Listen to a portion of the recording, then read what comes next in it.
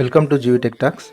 Students request పైన నేను ఈ computer science for vocational course అనేటువంటిది, అంటే ఇంటర్లో వొకేషనల్ కోర్స్లో కంప్యూటర్ సైన్స్ తీసుకున్నటువంటి వాళ్ళ కోసం నేను ఈ క్లాసెస్ స్టార్ట్ చేయడం జరిగింది. ముఖ్యంగా వాళ్ళ సిలబస్ని ఆధారంగా చేసుకొని నేను ఈ క్లాసెస్ని చెప్తాను. అంటే ఆల్రెడీ వాళ్ళకి అయినటువంటి క్లాసెస్ని రివిజన్ చేయడం లేదా వాళ్ళకు ఉన్నటువంటి డౌట్స్ క్లారిఫై చేయడం కోసం ఈ సెషన్ తీసుకుంటున్నాను.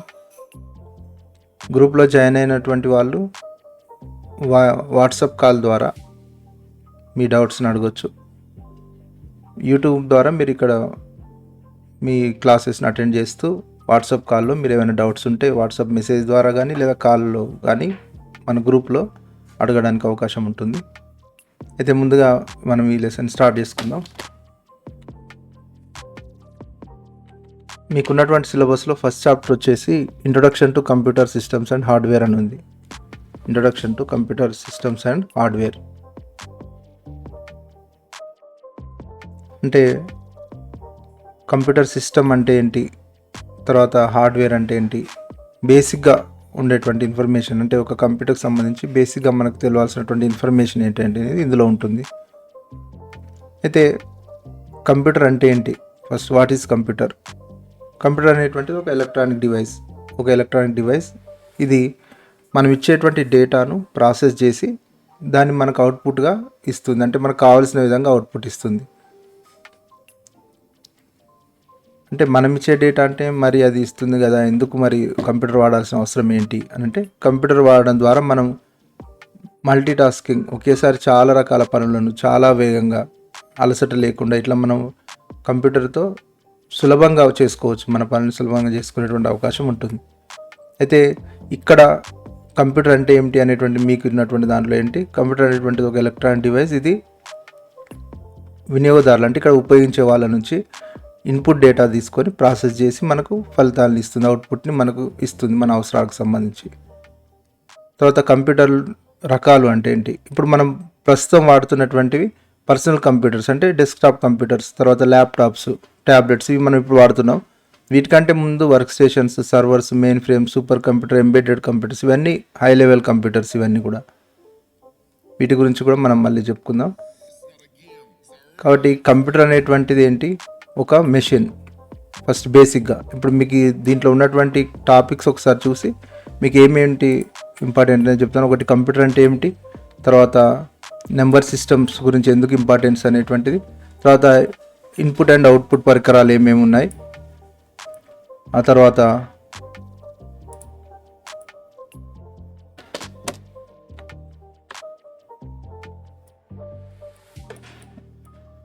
వివిధ రకాల స్టోరేజ్ పరికరాలు ఏమేమి ఉన్నాయి, ఆ తర్వాత మెషిన్ లాంగ్వేజ్ అంటే ఏంటి, కంపైలర్ అంటే ఏంటి, అసెంబ్లీ లాంగ్వేజ్ అంటే ఏంటి, ఇవన్నీ కూడా మనం చెప్పుకుందాం. వైరస్ అంటే ఏంటి, యూనిట్లో మీకు కవర్ అయినటువంటి విషయాలు.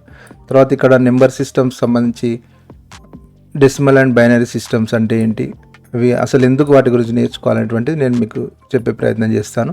తర్వాత డిఫరెంట్ జనరేషన్స్ ఆఫ్ కంప్యూటర్స్, అంటే కంప్యూటర్స్ ప్రారంభించినప్పటి నుంచి, తయారు చేసినప్పటి నుంచి ఇప్పటి వరకు వేరువేరుగా ఎలా మారింది, అసలు అందులో మారింది ఏంటి, మనం బేసిక్గా తెలుసుకోవాల్సినటువంటి విషయాలు ఏంటంటే నేను చెప్పుకుందాం. కంప్యూటర్ ఎందుకు ఉపయోగించాలనేటువంటి ఇందాక చెప్పుకున్నాం. మనం వేగంగా చేసుకోవచ్చు ఖచ్చితంగా, అంటే ఎగ్జాక్ట్గా మనకు కావాల్సినటువంటి ఆన్సర్ వచ్చేలా చేసుకోవచ్చు, ఆటోమేషన్ చేసుకోవచ్చు, అంటే తనంతట తానే పనిచేసేలా చేసుకోవచ్చు, ఎక్కువ సామర్థ్యాన్ని మనం పెంచుకునే అవకాశం ఉంటుంది. తర్వాత మల్టిపుల్ టాస్క్ అంటే ఒకేసారి బహుముఖత, అంటే రకరకాల పనులు ఒకేసారి చేసేటువంటి అవకాశం ఉంటుంది. తర్వాత మనుషులలాగా శ్రద్ధ కోల్పోవడం కానీ అట్లాంటిది లేకుండా చేయడానికి అవకాశం ఉంటుంది. కనెక్టివిటీ అనేటువంటి వేర్వేరు కంప్యూటర్తో కనెక్ట్ అవ్వడానికి అవకాశం ఉంటుంది. రిలయబిలిటీ ఉంటుంది, విశ్వసనీయత ఉంటుంది, కన్సిస్టెన్సీ ఉంటుంది, అంటే స్థిరత్వం ఉంటుంది, అంటే అలసిపోయి తప్పులు చేయడం కానీ అట్లాంటివి ఏం జరగవు, కోపం రావడం కానీ బాధపడడం కానీ అట్లాంటిది ఏం చేయదు. కంప్యూటర్తో మనం పనిచేస్తున్నంతసేపు అది ఎలాంటి అలసట అనేటువంటి చూపించకుండా స్థిరంగా అలాగే పనిచేస్తుంది. తర్వాత కృత్రిమ మేధస్సు అనేటువంటి ఇప్పుడు ఉపయోగిస్తున్నటువంటిది, దాన్ని ఉపయోగించి కూడా మనం అసలు పూర్తిగా మన రోజువారీ జీవితాన్ని మార్చేసినటువంటిది ఏఐ అనేటువంటిది, కృత్రిమ మేధస్సు, ఆర్టిఫిషియల్ ఇంటెలిజెన్స్ అనేటువంటిది. దీని గురించి కూడా మనం చెప్పుకుందాం. తర్వాత రకరకాల కంప్యూటర్స్, అంటే మీకున్న సిలబస్ చూపిస్తున్నాను అసలు ఏమున్నాయి అనేటువంటిది. Super computers, main computers, mini computers, micro computers, ఇదంతా కూడా థియరీ. దీన్ని అర్థం చేపించే ప్రయత్నం నేను చేస్తాను. అంటే అసలు ఎలా ఉంటుంది, ఏం పని చేస్తుంది, కంప్యూటర్ అంటే ఏంటి అనేటువంటిది మీకు అండర్స్టాండ్ అయ్యే విధంగా నేను చేస్తాను. దీంట్లో ఏమైనా ఇంకా టాపిక్స్ మిస్ అయితే మనం మళ్ళీ డిస్కస్ చేద్దాం. చూడండి, ఈ విధంగా లాస్ట్కి సిస్టమ్ సాఫ్ట్వేర్, తర్వాత అప్లికేషన్ సాఫ్ట్వేర్ వరకు కూడా వచ్చాయి. వైరస్ గురించి కూడా ఇక్కడ ఒక టాపిక్ వచ్చింది. కంప్యూటర్ అనేటువంటిది ఒక మెషిన్ అంటే ఏంటి? మన హ్యూమన్ అనేటువంటి హ్యూమన్ లాంగ్వేజ్ మనం మాట్లాడుతున్నాం. మనం మాట్లాడే భాష మానవుల భాష. ఒక హ్యూమన్ ఒక మెషిన్ అంటే ఏంటి? ఇక్కడ కంప్యూటర్. ఇప్పుడు హ్యూమన్ అనేటువంటి మనం మాట్లాడే లాంగ్వేజ్ హ్యూమన్ లాంగ్వేజ్, మెషిన్ మాట్లాడేటువంటిది మెషిన్ లాంగ్వేజ్. అంటే ఇది మనకు అర్థం కాదు మెషిన్ లాంగ్వేజ్ అనేటువంటిది. అంటే మామూలుగా ఒక కంప్యూటర్ అనేటువంటిది ఏంటంటే అసలు బేసిక్గా అర్థం చేసుకోవాల్సింది ఏంటి, కంప్యూటర్ ఎలా పనిచేస్తుంది అనేటువంటిది అర్థం చేసుకోవాలంటే ఒక మెషిన్ని తయారు చేశారు. ఒక క్యాలిక్యులేటర్ అనుకోండి, లేదా ఒక క్యాలిక్యులేషన్ మిషన్ని తయారు చేశారు. ఈ మిషన్ ఎలా పనిచేస్తుంది అనేటువంటిది బేసిక్గా మనం చూస్తే అసలు అందులో ఏముంటుంది, అది పనిచేయడానికి మూల ఆధారం ఏంటి అని అంటే ఆన్ అండ్ ఆఫ్. అంటే ఒక మిషన్కి కరెంట్ని పంపిస్తాం, ఆఫ్ చేస్తాం, అంటే ఆన్ చేస్తాం, ఆఫ్ చేస్తాం. మిషన్కి అదే అర్థం అవుతుంది కదా. ఇప్పుడు మనం మాట్లాడేది డైరెక్ట్గా అర్థం కాదు, కానీ కంప్యూటర్కి వచ్చేటువంటి పవర్ వస్తుందా, వస్తలేదా, పవర్ వస్తే ఆన్, పవర్ రాకుంటే ఆఫ్. అంటే దానికి రెండే అర్థం అవుతాయి. ఒకటి, తన నుంచి ఆ మెషిన్లోకి పవర్ వచ్చిందంటే ఆన్ అవుతుంది, రాకుంటే ఆఫ్ అవుతుంది. ఈ విధంగా ఒక మెషిన్కి అర్థం కావాలంటే మనం రెండు రకాలుగా పంపించవచ్చు. పవర్ ఆన్ చేయొచ్చు, ఆఫ్ చేయొచ్చు. ఆఫ్ చేసినప్పుడు ఆ సంకేతాన్ని అది జీరోగా తీసుకుంది అనుకోండి. ఎగ్జాంపుల్, ఆఫ్ చేసినప్పుడు జీరోగా తీసుకుంటుంది ఆఫ్ చేసినప్పుడు. అదే ఆన్ చేసినప్పుడు ఆ సంకేతాన్ని అది 1గా తీసుకుంటుంది అనుకోండి. కాబట్టి ఇప్పుడు నేను 2 టైమ్స్ ఆన్ చేశాను, 2 టైమ్స్ ఆన్ చేశాను, తర్వాత 2 టైమ్స్ ఆఫ్ చేశాను అనుకోండి. అప్పుడు మెషిన్కి ఎలాంటి కోడ్ వెళ్తుంది? 1100 అనేటువంటిది వెళ్తుంది. అంటే ఆన్ ఆఫ్. చూడండి, అంటే మనం మాట్లాడేది వేరు. నేను ఇక్కడ ఆన్ చేయడం అనేటువంటిది ఇది ఒక మెషిన్ కాబట్టి దాన్ని ఆన్ ఆఫే చేయగలుగుతాం మనం, అంతేగాని దాన్ని డైరెక్ట్గా మనతో మాట్లాడడానికి అవకాశం ఉండదు. కాబట్టి ఇక్కడ ఆన్ ఆఫ్ అనేటువంటిది అర్థం చేసుకోగలుగుతుంది కాబట్టి మెషిన్ దీన్ని ఆధారంగా చేసుకొని ఏం చేశారంటే ఒక మెషిన్ కోడ్ అనేటువంటిది, మెషిన్ లాంగ్వేజ్ అనేటువంటిది తయారు చేశారు. ఈ మెషిన్ లాంగ్వేజ్లో మనం పంపించేటువంటి సమాచారం అంతా ఈ విధంగా ఆన్ ఆఫ్గా ఉండాలి. అలా పంపించడం కోసమే రకరకాల కంప్యూటర్లని, అంటే రకరకాల పరికరాలని, మొదట ట్రాన్సిస్టర్స్ని కానీ, తర్వాత ఐసీలను కానీ, ఇట్లా రకరకాలు ఉపయోగిస్తే ఇప్పుడు చిప్ లెవెల్ వరకు కూడా, అంటే మైక్రో ప్రాసెసర్స్ వరకు కూడా వచ్చాయి. అది మనం మళ్ళీ జనరేషన్ గురించి చెప్పుకుందాం. కంప్యూటర్ అంటే మనకు ఒక మెషిన్కి అర్థం కావాలంటే దానికి అర్థమయ్యే భాష మెషిన్ లాంగ్వేజ్. ఈ లాంగ్వేజ్ను మనకు తెలియదు. మనకు వచ్చిన లాంగ్వేజ్ హ్యూమన్ లాంగ్వేజ్ని మెషిన్ లాంగ్వేజ్కి అర్థం చేయాలంటే మనకు దీనికి ఏదైనా ఒక ఇన్పుట్ మనం ఇవ్వాల్సి ఉంటుంది. అంటే మనం ఒక సమాచారాన్ని దానికి ఇవ్వాల్సి ఉంటుంది. ఇచ్చినటువంటి సమాచారాన్ని అది అర్థం చేసుకోవాలనంటే, అంటే మనం ఇచ్చేటువంటిది ఏంటి, మన లాంగ్వేజ్లో ఇస్తాం. ఇప్పుడు నేను టైప్ చేస్తాను, ఒక అక్షరాన్ని టైప్ చేస్తాను, లేకుంటే ఏదైనా పెయింటింగ్ చేస్తాను, డ్రాయింగ్ చేస్తాను. ఈ ఇన్ఫర్మేషన్ని మెషిన్లోకి పంపించాలంటే దానికి అనుకూలమైనటువంటి రూపంలోకి మార్చాలి. దానికి అనుకూలమైన రూపం ఏంటి? ఆన్ లేదా ఆఫ్. అంటే మనం పంపించేటువంటి సమాచారాన్ని అంతా కూడా 1100 ఇట్లా 10 లాగా మనం మార్చి మెషిన్కి పంపించాలి. అంటే మనం ఇచ్చేటువంటి ఇన్పుట్ ఇదే విధంగా పోతుంది కంప్యూటర్లోకి. మనం ఏది చేసినా కానీ, మౌస్ కదిలించినా, కీబోర్డ్పై టైప్ చేసినా, ఏది చేసినా కానీ ఆ ఇన్ఫర్మేషన్ ఎలా పోతుంది, దానికి మెషిన్కి ఎలా వెళ్ళాలి? ఆన్ అండ్ ఆఫ్ రూపంలో వెళ్ళాలి. ఇలా ఆన్ అండ్ ఆఫ్ రూపం అనేటువంటిది మెషిన్ లాంగ్వేజ్. మన లాంగ్వేజ్ ఏంటి? మనం మామూలుగా ఉపయోగించేటువంటి అక్షరాలు కావచ్చు, నెంబర్స్ కావచ్చు, లేదా మనం మాట్లాడేటువంటి మాటలు, ఆడియో, వీడియో, పిక్చర్స్, ఇవన్నీ ఏవైనా కానీ మనకు అర్థమయ్యేటువంటి భాష. ఈ రెండింటికి మధ్యలో, అంటే హ్యూమన్కి మెషిన్కి మధ్యలో ఒక బ్రిడ్జ్ లాగా ఒకటి అవసరం అవుతుంది. అంటే మనం మాట్లాడేదాన్ని మెషిన్కి అర్థమయ్యేలా చేసేలాగా ఒక బ్రిడ్జ్ అనేటువంటిది అవసరం అవుతుంది. ఆ బ్రిడ్జ్ వచ్చేసే ఆపరేటింగ్ సిస్టమ్. ఆ బ్రిడ్జ్ ఏంటి? Operating system. దాన్ని మనం ఓఎస్ అంటాం. ఆపరేటింగ్ సిస్టమ్ అంటే మనం మాట్లాడేటువంటి భాషని మెషిన్కి అర్థమయ్యేటువంటి మెషిన్ కోడ్ లాగా, మెషిన్ లాంగ్వేజ్ లాగా మార్చేటువంటిది ఆపరేటింగ్ సిస్టమ్. ఈ ఆపరేటింగ్ సిస్టమ్ అనేటువంటిది మన భాషని మెషిన్కి అర్థమయ్యేలా చేస్తుంది. మెషిన్ చెప్పినటువంటి దాని అవుట్పుట్ని మళ్ళీ మనకు అర్థమయ్యేలా చేస్తుంది. అంటే హ్యూమన్కి మెషిన్కి మధ్యలో ఇది ఒక బ్రిడ్జ్ లాగా ఉంటుంది ఆపరేటింగ్ సిస్టమ్ అనేటువంటిది. అంటే ఒక మెషిన్ తయారు చేసిన తర్వాత ఆ మెషిన్లోకి ఆపరేటింగ్ సిస్టమ్ అనేటువంటి సాఫ్ట్వేర్ని మనం వేసుకున్నట్లయితే అప్పుడు మనం ఇచ్చేటువంటి ఇన్పుట్ని మెషిన్ అర్థం చేసుకుంటుంది. మెషిన్ ఇన్పుట్ ఇచ్చేటువంటి అవుట్పుట్ని హ్యూమన్ అర్థం చేసుకుంటారు. అంటే కంప్యూటర్ అనేటువంటిది ఒక మెషిన్ కాబట్టి దానికి అర్థమయ్యేలాగా ఒక ఆపరేటింగ్ సిస్టమ్ అనేటువంటిది ఉంటుంది. అందుకోసమే మనం ఇక్కడ ఈ నెంబర్ సిస్టమ్ గురించి చెప్పుకుంటాం. ఇక్కడ దానికి అర్థమయ్యేటేంటి 10 అని అంటే ఆన్ అండ్ ఆఫే కాబట్టి ఆ నెంబర్ సిస్టమ్ గురించి కూడా మనం చెప్పుకుంటాం. అయితే కంప్యూటర్ బేసిక్గా ఇప్పుడు ఇందాక మనం చెప్పుకున్నట్టుగా మన సిలబస్లో చూసాం కదా, ఆ సిలబస్లో చూసినట్టుగా అదేంటి కంప్యూటర్ సంబంధించి చూడండి ఒకసారి. మనం కంప్యూటర్లో ఉండేటువంటి పరికరాలు ఏంటి అనేటువంటి ఫస్ట్ చూద్దాం. కంప్యూటర్లో ఏమేమి ఉంటాయి అనేటువంటి చూద్దాం. అంటే ఒక కంప్యూటర్ అంటే ఏంటి, అందులో ఇన్పుట్ అంటే ఏంటి, అవుట్పుట్ అంటే ఏంటి, అసలు ప్రాసెసర్ అంటే ఏంటి అనేటువంటి ఒకసారి చూద్దాం. చూసిన తర్వాత మనం మళ్ళీ నెక్స్ట్ టాపిక్ వెళ్దాం.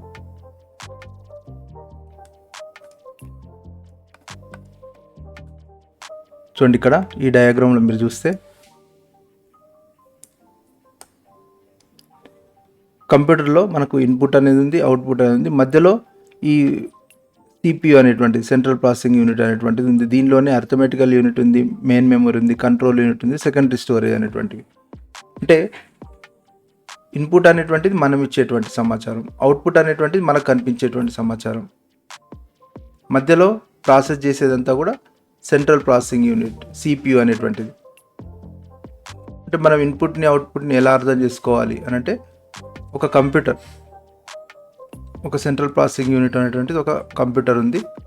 దీనికి మనకు కావాల్సిన సమాచారాన్ని అంటే మనం ఏవైతే దానికి చెప్పాలనుకుంటున్నామో అది మనం ఇన్పుట్గా ఇస్తాం.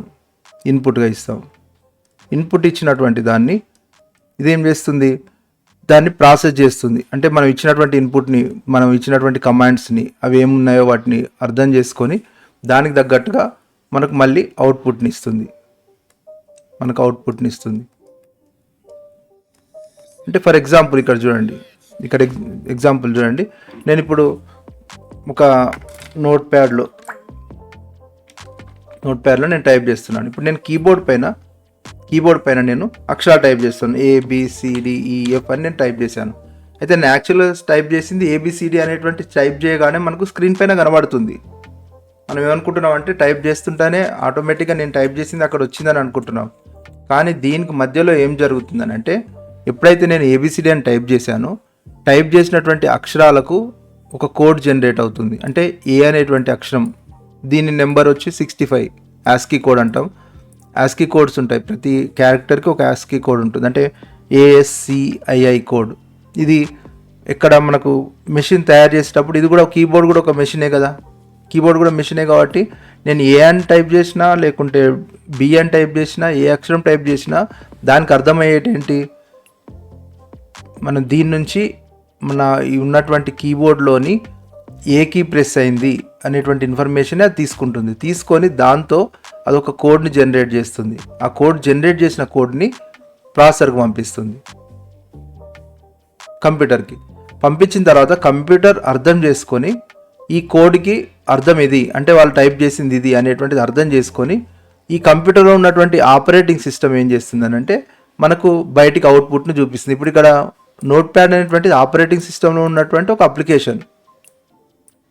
ఈ అప్లికేషన్లో మనకు కనిపిస్తుంది. మనం ఏమనుకుంటున్నాం, నిజంగా నేను ఇక్కడ టైప్ చేయగానే ఇప్పుడు 1 2 3 4 5 6 ఇట్లా నేను టైప్ చేయగానే వెంటనే వచ్చేస్తుంది అనుకుంటున్నాం. కానీ ఇది జరగడానికి మనం ఏమైందంటే నేను టైప్ చేసినటువంటి ఇన్పుట్ కంప్యూటర్లోకి వెళ్ళినటువంటి ఇన్పుట్ మళ్ళీ అవుట్పుట్ రూపంలో బయటకు వచ్చేటప్పుడు ఏమైంది, ప్రాసెస్ ఇక్కడ ఉన్నటువంటి ఆపరేటింగ్ సిస్టమ్ మనకు చూపిస్తుంది 1 2 3 4 5 6 అనేది. ఇదంతా క్షణాల్లో, మిల్లీ సెకండ్స్లో కూడా జరుగుతుంది కాబట్టి మనం టైప్ చేయగానే వస్తుంది అనుకుంటున్నాం. ఇప్పుడు నేను మౌస్ని కదిలించినప్పుడు కూడా ఈ మౌస్ కదలడం అనేటువంటిది, అంటే మౌస్ అనేటువంటిది కూడా ఒక మెషిన్.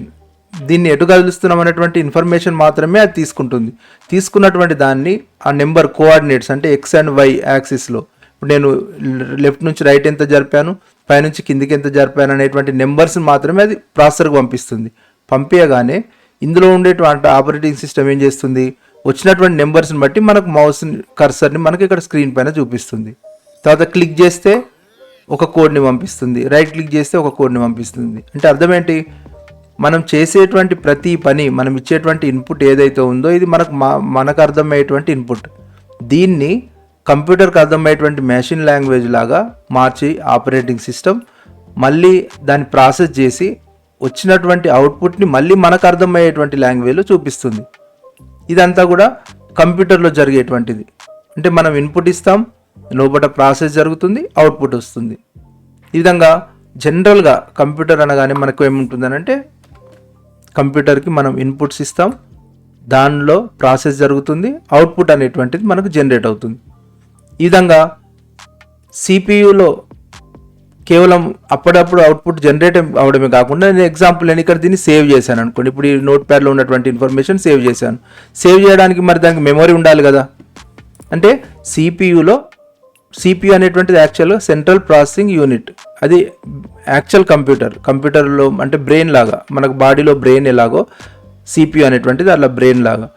దాంతోపాటు మన బ్రెయిన్లోనే స్టోరేజ్ కూడా ఉంటుంది. మనం విన్నటువంటి విషయాలు, మనం చూసినటువంటి విషయాలు అవన్నీ కూడా మనం జ్ఞాపకం పెట్టుకుంటాం కదా. అట్లా గుర్తుపెట్టుకోవడానికి మన బ్రెయిన్లో మెమరీ ఉన్నట్టుగానే కంప్యూటర్లో కూడా మెమరీ అవసరం అవుతుంది. ఇదంతా చూడండి, కంప్యూటర్ అంటే ఇది హ్యూమన్ కంటే గొప్పదేం కాదు. మనము మన పనిని సులభంగా చేసుకోవడానికి తయారు చేసుకున్నటువంటి ఒక మెషిన్. అంటే హ్యూమనే తయారు చేసినటువంటి ఒక మెషిన్. కాకపోతే ఏంటంటే సులభంగా పని కంప్లీట్ చేసుకోవడం కోసం, వేగంగా పని కంప్లీట్ చేసుకోవడం కోసం, ఒక 1000 మంది కలిసి ఒక పని చేస్తే ఎలా ఉంటుందో అలా అంత పనిని ఒకేసారి చేయించడం కోసం మనం ఈ మెషిన్ తయారు చేసుకున్నాం. కాబట్టి ఇప్పుడు మనం మాట్లాడేటువంటి భాష దీనికి అర్థం చేయించాలంటే, మెషిన్కి అర్థం చేయించాలంటే సేమ్ మన మాట్లాడేటువంటి భాషని ఎలక్ట్రిక్ సిగ్నల్స్ లాగా డిజిటల్ రూపంలోకి మార్చి కంప్యూటర్కి పంపించేసి దాన్ని మళ్ళీ మెషిన్ కోడ్ని ఇది అర్థం చేసుకొని అవుట్పుట్ని మనకు అర్థమయ్యేలా చూపించాలని అనుకున్నాం. కాబట్టి మెషిన్ అట్లా తయారు చేసుకున్నాం మనం. రెండోది ఏంటి, మనం ఏదైనా సమాచారాన్ని ఇస్తే ఇచ్చినటువంటి సమాచారాన్ని స్టోర్ చేసుకోవడానికి దీనికి మెమరీ కూడా అవసరం. కాబట్టి దానికి స్టోర్ చేసుకోవడానికి మెమరీ అందులో సెట్ చేసుకున్నాం. చూడండి, ఇప్పుడు ఇందాక మనం చూసినటువంటి డయాగ్రామ్లో ఇన్పుట్ ఇస్తున్నాం, అవుట్పుట్ వస్తుంది. మధ్యలో చూడండి సిపియు అంటే ఇప్పుడు కంప్యూటర్ బాక్స్ అనుకోండి, లేదా ల్యాప్టాప్ అనుకోండి. ల్యాప్టాప్లో ఇన్పుట్ ఏముంటుంది, కీబోర్డ్ ఉంటుంది, తర్వాత టచ్ ప్యాడ్ ఉంటుంది. కంప్యూటర్ అనుకోండి ఏముంటుంది, కీబోర్డ్ ఉంటుంది, మౌస్ ఉంటుంది. అట్లాగే ఇప్పుడు నేను మాట్లాడుతున్నటువంటి మైక్రోఫోన్ కూడా ఇన్పుట్ డివైజే. నేను మాట్లాడేటువంటి మాటలు దాన్ని డిజిటల్ రూపంలోకి మార్చి మెషిన్ కోడ్కి అంటే కంప్యూటర్కి అర్థమయ్యేలా చేసి తర్వాత మీకు ఇప్పుడు వినిపిస్తుంది కదా, స్పీకర్లో వినిపిస్తుంది, అది అవుట్పుట్గా మార్చింది. ఈవెన్ మన మొబైల్ కూడా ఒక కంప్యూటరే, ఒక చిన్న కంప్యూటరే. చూడండి, అంటే బేసిక్గా కంప్యూటర్ అంటే ఏంటి అర్థమైతే మనం మిగతా టాపిక్స్ అన్నీ కూడా చాలా ఈజీగా అర్థమవుతాయి. ఇప్పుడు మన మొబైల్ ఎలా కంప్యూటర్ చెప్పండి, ఇన్పుట్ ఇస్తాం. మనం ఎలా ఇన్పుట్ ఇస్తాం, టచ్ స్క్రీన్ని టచ్ చేయడం ద్వారా మనం ఎక్కడ టచ్ చేస్తున్నటువంటి ఇన్ఫర్మేషన్ని మనం దీనికి పంపిస్తాం. పంపించిన తర్వాత అందులో ఉండేటువంటి ప్రాసెసర్ మనం ఎక్కడ టచ్ చేసాము, ఎంతసేపు టచ్ చేసాము, టచ్ చేసి హోల్డ్ చేసామా, లేకుంటే డబుల్ ట్యాప్ చేసామా, లేకుంటే ఏం చేసాము, పించ్ జూమ్ చేసామా, దీన్ని బట్టి ఇక్కడ ఏం చేయాలంటే అందులో ఉండేటువంటి ఆపరేటింగ్ సిస్టమ్ మనం చేసినటువంటి పనికి తగ్గట్టుగా అవుట్పుట్ని చూపిస్తుంది. తర్వాత మన మొబైల్లో స్టోరేజ్ కూడా ఉంటుంది కదా. అట్లాగే మనం చేసేటువంటి క్యాలిక్యులేషన్ అంటే ప్రతి దాని కూడా క్యాలిక్యులేషన్ జరుగుతుంది. ఏం క్యాలిక్యులేషన్ నేను చెప్తాను. అసలు ఇక్కడ అర్థమెటిక్ అండ్ లాజికల్ యూనిట్ అని ఉంది కదా. అంటే కంప్యూటర్లో వేరు భాగాలు మనం చూసినట్లయితే మెయిన్గా 3 భాగాలు చెప్పుకోవచ్చు. ఒకటి arithmetical and logical unit. Arithmetic అని అంటే క్యాలిక్యులేషన్ చేసేటువంటి యూనిట్. లాజికల్ యూనిట్ అంటే లాజికల్గా ఆలోచించేది. ఎస్ ఆ నో అంటే వాళ్ళు ఏం చెప్పారు, చెప్పినట్టు యూజర్ ఏమన్నారు, తను ఇచ్చినటువంటి ఇన్ఫర్మేషన్ ఎలా కావాలని కోరుకున్నారు, ఈ విధంగా లాజిక్ ఆలోచించేటువంటి యూనిట్ ఉంటుంది. Arithmetic and logical unit. రెండోది మెయిన్ మెమొరీ, అంటే మనం ఇచ్చినటువంటి సమాచారాన్ని దాచిపెట్టుకోవడానికి మెమొరీ ఉంటుంది. ఇది కాకుండా ఈ కంట్రోల్ యూనిట్ అంటే కంప్లీట్గా అన్ని ఇప్పుడు ఇన్పుట్ని అవుట్పుట్ని వీటన్నిటిని అనుసంధానపరిచి కంట్రోల్ చేసేటువంటి, అంటే వచ్చిన ఇన్పుట్ని తీసుకుంటుంది, తర్వాత మళ్ళీ దాన్ని దేనికి అవుట్పుట్ పంపించాలి. ఫర్ ఎగ్జాంపుల్ నేను ఇన్పుట్లో ప్రింటర్ చేయమని చెప్పి నేను క్లిక్ చేశాను అనుకోండి. ఇక్కడ ప్రింటర్ బటన్ ఉంది కదా, దీన్ని క్లిక్ చేస్తే అది ప్రింటర్కి వెళ్ళాలి. స్క్రీన్ పైన కనిపించకుండా ఏం కావాలి, ప్రింటర్కి వెళ్ళాలి. అంటే అర్థం ఏంటి, ఈ కంట్రోల్ యూనిట్ ఇన్పుట్ ఏదొచ్చిందో దాన్ని బట్టి దానికి పంపిస్తుంది. ఇప్పుడు నేను మాట్లాడేటువంటి మాటలు మైక్రోఫోన్ ద్వారా వెళ్ళి స్పీకర్లో వినిపించాలి, అంటే అవుట్పుట్ డివైస్ అక్కడ వచ్చేసి స్పీకర్ అవుతుంది. అట్లాగే ఇప్పుడు మనం ఏదైనా ఒకటి స్కాన్ చేస్తే స్కాన్ చేసినటువంటి ఇన్ఫర్మేషన్ స్కానర్ అనేది ఇన్పుట్ను తీసుకొని అది ఏమవుతుంది, ఆ స్కానర్ నుంచి ఎక్కడికి వెళ్ళాలి అనేటువంటిది. అంటే అది స్కానర్ అండ్ ప్రింటర్ కలిసి ఉంటే ప్రింట్ అవ్వడానికి డైరెక్ట్గా ప్రింట్ వచ్చేస్తుంది. లేకుంటే స్కాన్ అయ్యేది డిజిటల్ ఇమేజ్ లాగా స్టోర్ కావాలి అంటే అది అవుట్పుట్ అనేటువంటిది మనకి ఇక్కడ స్క్రీన్ పైన ఒక ఇమేజ్ చూపించి దాన్ని మెమొరీలో స్టోర్ చేస్తుంది. అంటే కంప్యూటర్ అనేటువంటిది ఇన్పుట్ అవుట్పుట్ మధ్యలో పనిచేసేటువంటి ఒక మెషిన్. మన ఇన్పుట్ ఏది ఇస్తాము అనేటువంటి దాన్ని బట్టి అవుట్పుట్ ఎలా ఉండాలనేటువంటిది డిసైడ్ అవుతుంది. కాబట్టి కంప్యూటర్లో మరి ఏముంటాయి సిపియూలు అనేటువంటిది. ఇప్పుడు కంప్యూటర్ బాక్స్ మనం చూసినట్లయితే మేజర్గా ఒక మదర్ బోర్డ్ అనేటువంటిది ఉండి దానికి అన్ని కనెక్ట్ అయి ఉంటాయి. ఇన్పుట్స్ కనెక్ట్ అయి ఉంటాయి, అవుట్పుట్స్ కనెక్ట్ అయి ఉంటాయి, ప్రాసెసర్ ఉంటుంది, సిపియూ అనేటువంటిది ఉంటుంది. అంటే కంప్యూటర్లో ఉన్నటువంటి భాగాలు మనం ఇప్పుడు ఒకసారి చిన్న ఇమేజ్ చూద్దాం, ఏదైనా ఒక ఇమేజ్ చూద్దాం చూడండి.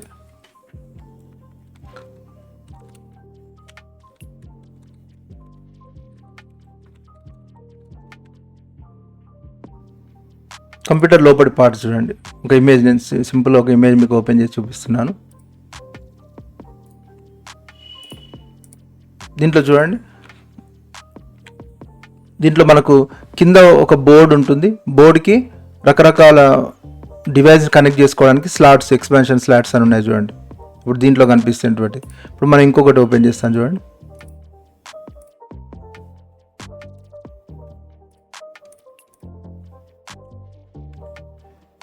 చూడండి గ్రీన్ కలర్లో ఉంది కదా, ఇది ఒక బోర్డు.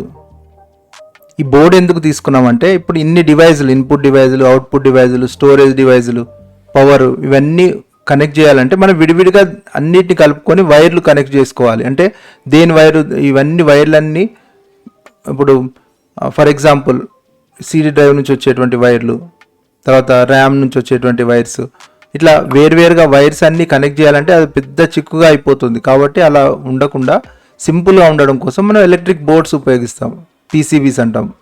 అంటే బోర్డ్స్ తయారు చేసుకొని సర్క్యూట్స్ అందులో డయాగ్రామ్ వేసుకొని ఎక్కడెక్కడ ఏది పెట్టాలనేది డిసైడ్ చేసి డైరెక్ట్గా దానిపైన పెడతాం. అంటే మదర్ బోర్డ్ అనేటువంటిది ఏంటి, అన్ని డివైజులను దానిపైన అమర్స్తాం మనం. అన్ని డివైజెస్ అంటే ఇన్పుట్ డివైజెస్, అవుట్పుట్ డివైజెస్ దానికి కనెక్ట్ అయ్యేలా చేస్తాం. స్టోరేజ్, తర్వాత ర్యామ్, ఇట్లా అన్ని రకాలవన్నీ కూడా దానికి కనెక్ట్ అయ్యేలా చేస్తాం. ఫర్ ఎగ్జాంపుల్ ఇక్కడ చూడండి, సిడి డ్రైవ్ ఉంది, పవర్ కేబుల్ ఉంది, ఇక్కడ పవర్ సప్లై బాక్స్ ఉంది, దీన్నే ఎస్ఎంపిఎస్ అంటాం. తర్వాత ప్రాసెసర్ ఉంది, ప్రాసెసర్ ఇది బ్రెయిన్ ఇందాక చెప్పుకున్నాం కదా, ప్రాసెసర్ పైన ఒక ఫ్యాన్ ఉంటుంది. తర్వాత మెమొరీ, ఇక్కడ మెమొరీ ఇది ర్యామ్, ర్యాండమ్ యాక్సెస్ మెమొరీ ఉంది. ఇది కాకుండా ఇంకా ఇక్కడ డిస్క్, హార్డ్ డిస్క్ డ్రైవ్ అని చూడండి పైన, హార్డ్ డిస్క్ డ్రైవ్ అంటే ఇది స్టోరేజ్ రెండు రకాలు ఉంటుంది. ఈ మెమొరీ అనేటువంటిది స్టోరేజే, హార్డ్ డిస్క్ అనేది స్టోరేజే, కానీ ఇది టెంపరీ, ఇది పర్మనెంట్ స్టోరేజ్. తర్వాత ఇప్పుడు పాత సిస్టంలో మనం ఫ్లాపీ డ్రైవ్ కూడా ఉండేది, ఇప్పుడు అది వాడట్లేదు. తర్వాత డేటా కేబుల్స్ ఉన్నాయి చూడండి. ఈ విధంగా వేరు పార్ట్స్ అన్నిటిని ఒక బోర్డు పైన అమర్చాం. అంటే ఈజీగా ఉండడం కోసం మనం ఇందాక చెప్పుకున్నాం కదా, దీంట్లో చూస్తే మనం ఇన్పుట్, అవుట్పుట్, తర్వాత దీంట్లో ఉండేటువంటి ప్రాసెసర్, మెమొరీ ఇవన్నీ కూడా ఒక బోర్డు పైన అమర్చారు. ఇన్పుట్ ఇవ్వడానికి ఇక్కడ స్లాట్స్ ఉంటాయి. అంటే మనం మౌస్ పెట్టడానికి స్లాట్ ఉంటుంది, కీబోర్డ్ పెట్టడానికి స్లాట్ ఉంటుంది, ప్రింటర్కు స్లాట్ ఉంటుంది. ప్రింటర్ అనేది ఏంటి, మళ్ళీ అవుట్పుట్ ప్రింటర్ అనేది. తర్వాత స్పీకర్ అనేటువంటిది అవుట్పుట్, అంటే సౌండ్ బయటకు వస్తుంది కదా. అదే మైక్రోఫోన్ అనేటువంటిది ఇన్పుట్. ఇట్లా మదర్ బోర్డుకి అన్ని పోర్ట్స్ పెట్టేసి దీనికి అన్ని కనెక్ట్ చేసుకునేలాగా కంప్యూటర్ ఉంటుంది. అంటే మన కంప్యూటర్ హార్డ్వేర్ అనేటువంటిది ఇది. కంప్యూటర్ అనేటువంటిది హార్డ్వేర్, ఇదంతా మనం ఇప్పుడు చెప్పుకునేటువంటిది. ఒక బోర్డు పైన ఉన్నటువంటి వేరు రకాల పరికరాలు, డివైజెస్, దానికి పవర్ సప్లై చేసేటువంటిది కూడా ఒక డివైస్. తర్వాత ఇక్కడ బ్రెయిన్, దాని ప్రాసెసర్ అనేటువంటిది ఒక డివైస్. ఈ విధంగా చూడండి, ఇక్కడ ఫ్యాన్ ఉంది కదా, ఫ్యాన్ కనిపిస్తుంది, దీని కింద ప్రాసెసర్ ఉంటుంది. తర్వాత ఇక్కడ అడిషనల్గా ఉన్నటువంటి ఎక్స్పాన్షన్ స్లాట్స్, ఇందులో గ్రాఫిక్ కార్డు ఉంది, సౌండ్ కార్డు ఉంది, అట్లాగే ల్యాన్ కార్డు ఉంది. ఇట్లా వేరు భాగాలు ఉన్నాయి. ఇక్కడ మెమొరీ డిస్క్, హార్డ్ డిస్క్ అంటాం, మెమొరీకి సంబంధించినటువంటిది. తర్వాత దీంట్లోనే ర్యామ్ అనేటువంటివి కూడా ఉంటాయి. అంటే ఈ విధంగా మనకు వేరు భాగాల్లో, అంటే ఇప్పుడు నేను ఒక చిన్న ఎగ్జాంపుల్ చెప్తున్నాను. కంప్యూటర్స్లో మనకు రకరకాల భాగాలు, ఇప్పుడు మీరు ఎప్పుడైనా అవకాశం వచ్చినప్పుడు కూడా కంప్యూటర్ భాగాలు గమనిస్తే మీకు ఇవన్నీ కూడా ఇందులో కనిపిస్తాయి. ఒక మదర్ బోర్డ్ ఉంటుంది, ఇక్కడ చూడండి చిన్న మదర్ బోర్డ్ ఉంది, ఇంత చిన్న మదర్ బోర్డ్ పైన అన్ని సెట్ అయిపోయినాయి. ఇలా కంప్యూటర్లో మనకు ఒక బోర్డు పైన ఇన్పుట్ డివైజెస్, అవుట్పుట్ డివైజెస్, తర్వాత స్టోరేజ్ ఇవన్నీ కనెక్ట్ చేసుకోవడానికి అవకాశాన్ని ఇప్పుడు కలిగించాం. ఒకప్పుడు కంప్యూటర్ అనేటువంటిది ఒక రూమ్ సైజులో ఉండేది, పెద్ద రూమ్ సైజులో ఉండేది. ఎందుకంటే ఇప్పుడు మనం వాడుతున్నటువంటి ప్రాసెసర్ చాలా చిన్నగా, అంటే ఎంత మన ఒక 2-3 ఇంచెస్ 2 ఇంచెస్ లేదా 3 ఇంచెస్ స్క్వేర్లో, అంటే ఒక స్క్వేర్ షేప్లో ఒక 2 ఇంచెస్ అట్లా ఉండేటువంటి ఒక స్క్వేర్ షేప్లో ఇక్కడ ఉంటుంది, మదర్ బోర్డ్ పైన ఫిక్స్ చేస్తాం. ఇంత చిన్న దాంట్లో చూడండి కొన్ని లక్షల సంఖ్యలో ప్రాసెసింగ్ జరిగేటువంటి అవకాశం ఉంటుంది. అంటే ఒకటే అట్ ఏ టైం మనకు చాలా ఇన్స్ట్రక్షన్స్ని అది ప్రాసెస్ చేసి చాలా వేగంగా మనకు పనిచేయడానికి అవకాశాన్ని ఇస్తుంది. అయితే అది అంత చిన్నగా చేసాం కాబట్టి కంప్యూటర్ సైజ్ చిన్నగా అయింది. లేనప్పుడు ఏముండేదంటే కంప్యూటర్ మనం స్టార్టింగ్ కంప్యూటర్లో చూస్తే ఒక రూమ్ అంత సైజులో ఉండేది. చూడండి,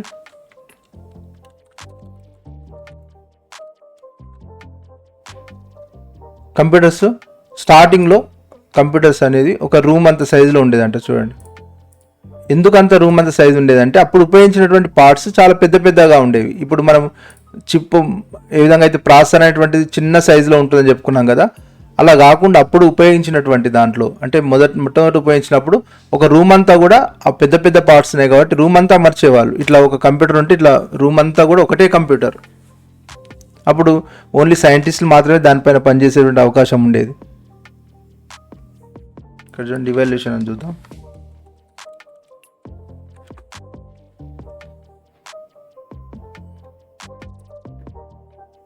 ఇప్పుడు ఇమేజ్ చూద్దాం. చూడండి, ఒకప్పుడు 1960స్లో ఒక రూమ్ నిండా ఉండేది, తర్వాత 70స్లో కొంచెం చిన్న చేశారు, 80స్లో టేబుల్ పైన పెట్టుకునేంత చిన్న సైజులో చేశారు, 90స్లో ఇంకా చిన్నగా, 2000స్లో వచ్చేసరికి ల్యాప్టాప్ లాగా అయింది. ఇప్పుడు మనం మొబైల్ వాడుతున్నాం, ఇది కూడా ఒక కంప్యూటరే. చూడండి, అంటే కంప్యూటర్ యొక్క సైజును తగ్గించుకుంటూ వేగాన్ని పెంచుకుంటూ మనకు కంప్యూటర్ డెవలప్ చేసుకోవడం అనేది జరిగింది. అంటే ఎందుకు అలా జరిగింది, ఎలా చేసుకోగలిగామంటే ఫస్ట్ దీంట్లో వాడినటువంటి పార్ట్స్ ట్రాన్సిస్టర్స్, మీకు హిస్టరీలో కూడా ఉంటుంది, ఇప్పుడు మీకు లెసన్లో కూడా అదే ఉంటుంది కంప్యూటర్ సంబంధించి. ఇలా జనరేషన్స్ అని వచ్చింది కదా, ఆ జనరేషన్స్లో మీకు రకరకాల జనరేషన్స్లో ఎలా మారింది అనేటువంటిది ఇందులో మీకు వస్తుంది, మీకు ఆల్రెడీ మీకు సిలబస్లో ఉంది.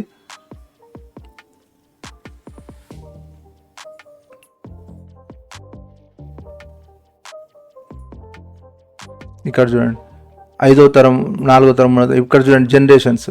మొదటి తరం దీంట్లో సర్క్యూట్ బదులు వ్యాక్యూమ్ ట్యూబ్స్ వాడేవాళ్ళు. అంటే ఇప్పుడు మనం వాడుతున్నటువంటి చిప్స్ బదులు అక్కడ వ్యాక్యూమ్ ట్యూబ్స్ అంటే పెద్దగా ఉండేటువంటివి, ఆ వ్యాక్యూమ్ ట్యూబ్స్ ఉపయోగించడం వల్ల చాలా పెద్దగా ఉండేది సైజు. తర్వాత 2వ తరంలో వచ్చేసరికి ట్రాన్సిస్టర్స్ వాడారు. ఇది ఫస్ట్ వ్యాక్యూమ్ ట్యూబ్స్, ఇది మనకు పెద్ద సైజులో ఉంటుంది, అంటే దాదాపు ఒక 4-5 ఇంచెస్ పొడుగుండి వెడల్పు కూడా ఒక 1.5 ఇంచెస్ అట్లా ఉండేవి. ఇలాంటివి ఒక్క ట్రాన్సిస్టర్ పని చేస్తుంది, అంటే ఆన్ ఆఫ్ అయ్యేటువంటి ఒక పని చేస్తుంది. మనం కంప్యూటర్ పని చేయాలంటే చాలా సంఖ్యలో కావాలి, కొన్ని వేల సంఖ్యలో కావాలి కాబట్టి అన్ని వేల సంఖ్యలో వరుసగా అమర్చేసరికి ఒక రూమ్ నిండా పట్టేది అన్నట్టు. దీనివల్ల ఎక్కువ వేడి అయ్యేది, ఎక్కువ కరెంటు తీసుకునేది. ఈ విధంగా ఫస్ట్ తరం, మొదటి తరం. 2వ తరంకి వచ్చేసరికి వాటి సైజును చిన్నగా చేశారు. అంటే ఈ ట్రాన్సిస్టర్ బదులు, అంటే ఫస్ట్ ఉపయోగించినటువంటి ఏవైతే ఉన్నాయో వ్యాక్యూమ్ ట్యూబ్స్ ఉన్నాయి కదా ఫస్ట్వి, వ్యాక్యూమ్ ట్యూబ్స్ బదులు ట్రాన్సిస్టర్ని తయారు చేసుకున్నారు. ఇవి చిన్న సైజులో, అంటే మనకు 1/2 ఇంచ్ కంటే కూడా తక్కువ సైజులో ట్రాన్సిస్టర్స్ వస్తాయి. కాబట్టి కంప్యూటర్ సైజ్ ఆటోమేటిక్గా పడిపోయింది, కిందికి పడిపోయింది. తర్వాత తీసుకునేటువంటి పవర్ కూడా తగ్గిపోయింది. 3వ తరంలోకి వచ్చేసరికి ఈ ట్రాన్సిస్టర్లని, ఇప్పుడు చూడండి ఈ ట్రాన్సిస్టర్ ఉంది కదా, దీన్నే ఒక చిన్న బోర్డు పైన ఇంకా చిన్నగా చేసి ఒకటే ఐసీ అంటాం దీన్ని, ఇంటిగ్రేటెడ్ సర్క్యూట్స్ అని, ఈ చిన్న సర్క్యూట్ పైన చాలా సంఖ్యలో ట్రాన్సిస్టర్లను అమర్చడం అనేది జరిగింది. ఇది చేయడం వల్ల ఏమైంది, సైజ్ ఇంకా తగ్గిపోయింది, తర్వాత తక్కువ కరెంటులో ఎక్కువ వేగంగా పనిచేసేటువంటి అవకాశం కూడా కలిగింది. తర్వాత తరంలోకి వచ్చేసరికి ఏమైందంటే ఈ ట్రాన్సిస్టర్స్ అన్నీ కూడా ఇప్పుడు ఇట్లా ఐసీ ఉన్నాయి కదా, ఈ ఐసీలనే మళ్ళీ చిన్న సైజులోకి మార్చి చాలా ఐసీలను ఒక్క దగ్గర పెట్టడం జరిగింది. చూడండి ఇక్కడ డాట్ పిన్స్ లాగా కనబడుతున్నాయి కదా, ఇవన్నీ కూడా ఈ దీంట్లో ఉన్నటువంటి లోపల ఉన్నటువంటి మైక్రో ప్రాసెసర్స్ యొక్క పిన్స్ ఇవి. అంటే అన్ని మైక్రో ప్రాసెసర్లని ఒక్క దగ్గర, ఒక్కొక్క మైక్రో ప్రాసెసర్లో మళ్ళీ ఇలాంటి ట్రాన్సిస్టర్స్ చాలా ఉంటాయి, ఇలాంటి ట్రాన్సిస్టర్లో మళ్ళీ ఇలాంటి ట్రాన్సిస్టర్స్. అంటే ఏంటి, తక్కువ సైజులో ఎక్కువ పనిచేసేటువంటి పరికరాలని, ప్రాసెసర్ని ఇందులో పెట్టడం అనేది జరిగింది. ఇది చేసిన తర్వాత మనకి ఏమైందంటే కంప్లీట్గా కంప్యూటర్ సైజు తగ్గిపోయింది, కంప్లీట్గా ఒక చిన్న బాక్స్లో కంప్యూటర్ వచ్చేటువంటి అవకాశం కలిగింది. ఇది జస్ట్ ఒక 2 ఇంచెస్ స్క్వేర్ అంటే ఇటు 2 ఇంచెస్ ఇటు 2 ఇంచెస్ ఈ విధంగా ఉండేటువంటి సైజులో ఉంటుంది. ఇప్పుడు మనం వాడుతున్నటువంటి డెస్క్టాప్ 5వ తరం ఈ కంప్యూటర్స్లో కూడా ఇదే ఉంటుంది. డెస్క్టాప్ కంప్యూటర్స్లో ఈవెన్ ల్యాప్టాప్లో కూడా ఇదే ఉంటుంది ఆల్మోస్ట్. తర్వాత వచ్చేసి ఏంటంటే 5వ తరంలోకి వచ్చేసరికి ఇంకా అంటే దీని యొక్క ప్రాసెస్ స్పీడ్ని మనం ఇంకా పెంచుకొని దానికి ఇంకా తక్కువ కరెంట్ ఇస్తూ దీనికి సంబంధించి ఆర్టిఫిషియల్ ఇంటెలిజెన్స్ కూడా మనం యాడ్ చేసి 5వ తరం 5th జనరేషన్ కంప్యూటర్లు అనేటువంటి తయారు చేసింది. అంటే నేను ఇందులో డీటెయిల్గా థియరీ వెళ్ళట్లేదు, మీకు జస్ట్ అర్థం చేయించే ప్రయత్నం చేస్తున్నాను. కంప్యూటర్ సైజ్ ఎందుకు తగ్గింది అని అంటే అందులో వాడుతున్నటువంటి మేజర్ కాంపోనెంట్ అంటే వ్యాక్యూమ్ ట్యూబ్స్ నుంచి ట్రాన్సిస్టర్స్కి వచ్చాయి, ట్రాన్సిస్టర్స్ నుంచి ఐసీస్ వచ్చాయి, ఐసీస్ నుంచి మైక్రో ప్రాసెసర్స్కి వచ్చింది. కాబట్టి కంప్యూటర్ సైజ్ తగ్గింది, అది తీసుకునేటువంటి పవర్ తగ్గింది, తర్వాత దాని యొక్క వర్క్ ఎఫిషియన్సీ పెరిగింది, అంటే వేగం స్పీడ్ కూడా పెరిగింది. ఈ విధంగా కంప్యూటర్ సైజ్ పెరిగి మన చేతిలోకి ఇప్పుడు మనం మొబైల్ వాడుతున్నాం, మన జేబులో పెట్టుకునేటువంటి చిన్న సైజులో ఉన్నటువంటి కంప్యూటర్ని మనం తయారు చేసుకునేటువంటి అవకాశం వచ్చింది. ఇది బేసిక్గా అంటే కంప్యూటర్కి సంబంధించి మనం ఉన్నటువంటి వాటిలోనే ఇప్పుడు మనం ప్రస్తుతం వాడుతున్నటువంటి దాంట్లో మనకు చిన్నగా ఎందుకు జరిగింది అనేటువంటి దాని గురించి చెప్పుకున్నాం. ఇప్పుడు నెక్స్ట్ ఇన్పుట్ అవుట్పుట్ గురించి మనం చెప్పుకున్నాం కదా ఇందాక చెప్పుకున్నట్టు. అయితే స్టార్టింగ్లో మనకు ఒకటి నెంబర్ సిస్టమ్ అనేటువంటిది వచ్చింది. మీకు ఒక క్వశ్చన్ కూడా ఉంది చూడండి, నెంబర్ సిస్టమ్ దశాంశమానాన్ని ద్విసంఖ్యమానంగా మార్చండి అంటే డెసిమల్ని బైనరీకి మార్చండి అని వచ్చింది. అంటే ఏంటి అసలు ఇది డెసిమల్ బైనరీకి ఎందుకు మార్చమన్నది, అంటే కంప్యూటర్కి ఇది ఎందుకు అవసరం? నేను స్టార్టింగ్లోనే చెప్పాను, ఫస్ట్ స్లైడ్లో మీరు చూసారు కదా, దీంట్లో మనం చెప్పుకున్నాం ఏమిటి అది హ్యూమన్ లాంగ్వేజ్ ఉంటుంది, మ్యాషన్ లాంగ్వేజ్ అనేటువంటిది, హ్యూమన్ మ్యాషన్ లాంగ్వేజ్. ఇప్పుడు మనం ఒక ఎగ్జాంపుల్ నేను మీకు చూపిస్తాను, ఒక ఫోటో చూద్దాం, మనం ఒక ఇమేజ్ చూపిస్తాను చూడండి. ఈ ఇమేజ్ దీంట్లో మనకు హ్యూమన్ లాంగ్వేజ్ అయితే మనకేంటి, ఇవి కొండలు ఉన్నాయి, తర్వాత రకరకాల కొండలు, ఆకాశం ఉంది, సన్లైట్ ఉంది, ఇది డిఫరెంట్ కలర్స్లో మనకు కనిపిస్తున్నాయి. ఇది మీరు గమనించినట్లయితే మన లాంగ్వేజ్లో మన భాషలో ఏంటి, ఇది ఒక సీనరీ, ఒక ఫోటో. మరి కంప్యూటర్ అనేటువంటిది మెషిన్ కదా, మరి దానికి అది ఎలా అర్థం చేసుకోవాలి దీన్ని? ఈ ఫోటోని మనం ఫోటో తీసాం, కెమెరాతో ఫోటో తీసాం, లేదా స్కాన్ చేసి కంప్యూటర్లో పెట్టాను. మరి కంప్యూటర్ దాన్ని దాచిపెట్టుకోవాలంటే ఎలా దాచిపెట్టాలి? కంప్యూటర్లో ఇప్పుడు కంప్యూటర్ మెమొరీ హార్డ్ డిస్క్లో స్టోర్ చేసుకుంది. హార్డ్ డిస్క్ పగలగొడితే మనకి ఇమేజెస్ కనిపిస్తాయా? కనిపించవు. అంటే అర్థం ఏంటి, అది ఇమేజ్ రూపంలో కాకుండా అది వేరే ఏదో ఒక రూపంలో దాన్ని దాచిపెట్టుకుంది. ఇది చూడండి, కాన్సెప్ట్ బాగా అర్థం చేసుకుంటే మనకు అసలు కంప్యూటర్ ఎలా పనిచేస్తుంది అనేటువంటి కాన్సెప్ట్ అర్థమవుతుంది. ఎందుకు ప్రాసెసర్ అంటే ఎందుకు, ఎలా పనిచేస్తుంది, అసలు దానికి క్యాలిక్యులేషన్స్ ఎందుకు, ఇందాక చెప్పుకున్నాం కదా చాలా క్యాలిక్యులేషన్స్ అట్ ఏ టైం చేస్తుందని, అది ఎందుకు అనేటువంటిది మనకు అర్థమవుతుంది, చాలా ఈజీగా అర్థమవుతుంది. అంటే కంప్యూటర్కి సంబంధించి మనకు బేసిక్గా కొన్ని విషయాలు తెలియాలి. అంటే ఆ నెంబర్ సిస్టమ్ అనేటువంటిది వాటికి ఎందుకు అవసరము, డిజిటలైజ్ అంటే ఏంటి, డిజిటల్ చేయడం అంటే ఏంటి అనేటువంటిది అర్థం చేసుకుందాం. ఇప్పుడు ఓన్లీ సింపుల్గా ఇమేజ్ని తీసుకొని అర్థం చేసుకుందాం. చూడండి, ఇప్పుడు ఇది ఒక ఫోటో ఉంది, ఇది మన హ్యూమన్ లాంగ్వేజ్లో ఒక ఫోటో. ఇక్కడ blue colour, white colour, yellow colour, orange colour, తర్వాత పర్పుల్ కలర్, ఇక్కడ dark grey colour, black, white, ఇట్లా వేరు కలర్స్ ఉన్నాయి. మరి కంప్యూటర్ ఎలా స్టోర్ చేసుకోవాలి దీన్ని స్టోర్ చేసుకోవాలంటే సింపుల్గా చెప్తా చూడండి. ఇప్పుడు ఈ పిక్చర్ని కంప్యూటర్ స్టోర్ చేసుకోవాలంటే దీన్ని అది పిక్సెల్స్గా డివైడ్ చేస్తుంది. పిక్సెల్స్గా డివైడ్ చేయడం అంటే ఇప్పుడు దీన్ని నేను జూమ్ చేస్తాను చూడండి, మీరు గమనిస్తే జూమ్ చేసినప్పుడు మీకు ఇక్కడ చూడండి చిన్న డాట్స్ లాగా మారిపోయింది. ఇది ఇమేజ్ అంతా కూడా చిన్న డాట్స్ లాగా మారింది చూడండి. ఈ విధంగా మామూలు ఇప్పుడు మనకు ఒక ఫోటో కనిపిస్తుంది, కానీ జూమ్ చేసినప్పుడు ఏమవుతుంది, చిన్న డాట్స్ లాగా. మీరు ఈవెన్ మొబైల్లో కూడా క్లారిటీ ఎక్కువ లేని ఫోటో ఉందనుకోండి, తొందరగా కొద్దిగా జూమ్ చేయగానే మనకి ఇలా చిన్న పిక్సెల్స్ లాగా, పిక్సెలేషన్ అంటాం దీన్ని, అంటే చిన్న డాట్స్ లాగా మారింది. అంటే ఏంటి అసలు ఆ డాట్స్ ఏంటి అని అంటే మనకు ఫోటో కనిపిస్తుంది, కానీ నిజానికి ఈ ఫోటో తయారు కావడానికి అనేక డాట్స్ కలిసి ఒక ఫోటో తయారైంది. అంటే స్టార్టింగ్లో ఫస్ట్ పాయింట్, ఇప్పుడు ఈ మూల పైన ఉంది కదా, స్టార్టింగ్ పాయింట్లో మనం గమనిస్తే ఈ స్టార్టింగ్ పాయింట్లో చూడండి, ఇక్కడ లైట్ బ్లూ కలర్ డాట్ ఉంది, తర్వాత కిందికి వచ్చే కొద్దీ ఈ డాట్స్ కలర్స్ మారిపోయినాయి, వేరే డాట్స్ ఉన్నాయి. ఇప్పుడు రైట్ సైడ్ పోయినప్పుడు వేరే డాట్స్ మారిపోయింది. అట్లా కిందికి వచ్చే కొద్ది చూడండి, ఇప్పుడు నేను ప్రెసెంట్ కర్సర్ పెట్టిన దగ్గర ఎల్లో డాట్ ఉంది, ఇంకా కిందికి వస్తే ఇక్కడ కొంచెం వేరే కలర్ రెడ్డిష్ కలర్ వచ్చింది, ఇక్కడ వచ్చేసి బ్లాక్ డాట్ ఉంది, ఇక్కడ వైట్ డాట్స్ ఉన్నాయి. చూడండి ఇక్కడ మీకు డాట్స్ క్లియర్గా కనబడుతున్నాయి చూడండి. అంటే ఒక్కొక్క డాట్ లాగా స్టోర్ చేసుకుంటుంది ఇమేజ్ని. అంటే మనకు మొత్తం కలిపి ఒక ఫోటోలాగా కనిపిస్తుంది, కానీ నిజానికి కంప్యూటర్లో స్టోర్ కావాలంటే అది దాన్ని పిక్సెల్స్గా మార్చుకుంటుంది. పిక్సెల్స్గా చూడండి, ఇట్లా డాట్స్గా మార్చుకుంటుంది. అంటే కంప్యూటర్లో ఏం ఇన్ఫర్మేషన్ స్టోర్ అవుతుంది అని అంటే, ఇప్పుడు స్టార్టింగ్ నుంచి వరుసగా ఈ ఫోటోని కంప్లీట్గా అది ముక్కలు ముక్కలుగా డివైడ్ చేస్తుంది. అంటే ఇట్లా నిలువుగా మరియు అడ్డంగా. ఇప్పుడు మన ఫర్ ఎగ్జాంపుల్ ఇప్పుడు ఇట్లా నేను నిలువుగా అడ్డంగా డబ్బాలు గీసాను అనుకోండి. ఇప్పుడు నేను పెద్దగా గీస్తున్నాను, చాలా చిన్నవి ఉంటాయి అవి. ఇట్లా గీస్తాను నిలువుగా మరియు అడ్డంగా నేను డివైడ్ చేస్తున్నాను ఫోటోని. డివైడ్ చేసినప్పుడు ఆ డివైడ్ చేసినటువంటి వాటిలో బాక్స్లో ఒక్కొక్క బాక్స్లో ఒక్కొక్క కలర్ వచ్చింది అనుకోండి. అంటే ఫస్ట్ బాక్స్ ఇది అనుకుందాం, ఇది ఫస్ట్ బాక్స్. యాక్చువల్గా ఇంకా చాలా చిన్నగా ఇక్కడ మూల పైన ఒక ఫస్ట్ బాక్స్. ఇప్పుడు ఈ ఫస్ట్ బాక్స్కి ఏ కలర్ ఉంది, సెకండ్ బాక్స్కి ఏ కలర్ ఉంది, థర్డ్ బాక్స్కి ఏ కలర్ ఉంది, ఫోర్త్ బాక్స్కి ఏ కలర్ ఉంది, ఇలా ఒక్కొక్క బాక్స్లో ఏ కలర్ ఉంది అనేటువంటి ఇన్ఫర్మేషన్ మాత్రమే కంప్యూటర్ స్టోర్ చేసుకుంటుంది. అట్లా కంప్లీట్గా ఈ ఫోటో ఎంత పెద్దగా ఉంటే అంత. ఇప్పుడు మీరు కింద ఇక్కడ గమనిస్తే చూడండి, కింద భాగంలో 1920x1235 పిక్సెల్స్ అని ఉంది.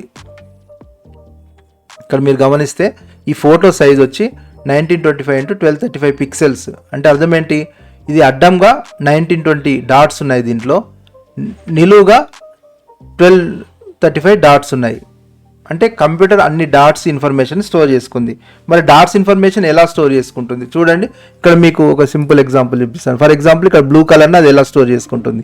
బ్లూ కలర్ని అది ఎలా స్టోర్ చేసుకుంటుంది అంటే, ఒకసారి కలర్ ఎడిట్స్లో పోతే మనకి ఇక్కడ కోడ్ కనిపిస్తుంది చూడండి. ఇక్కడ మీరు చూడండి, హ్యూ 160 అని ఉంది.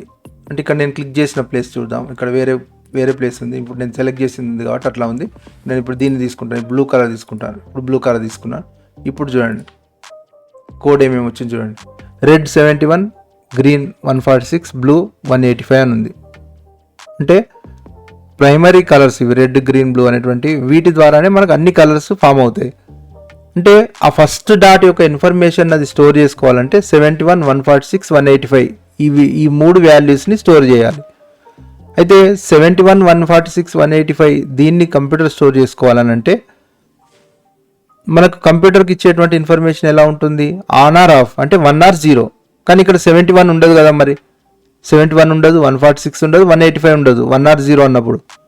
ఓన్లీ మనకు ఆ 2 డిజిట్స్ ఉపయోగించే దానికి చెప్పాలి. అంటే రెడ్ 71 వాల్యూని ఆ 2 డిజిట్స్లోకి మార్చి చెప్పాలి, గ్రీన్ని కూడా అలా మార్చాలి, బ్లూ కూడా మార్చాలి. మార్చితే అప్పుడు ఆ కోడ్ని అది స్టోర్ చేసుకుంటుంది.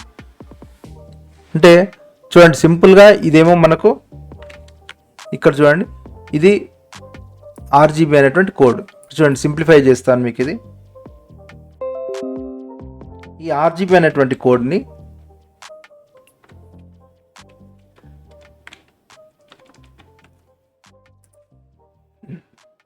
నేను ఇంకోటి తీసుకొని చూపిస్తాను.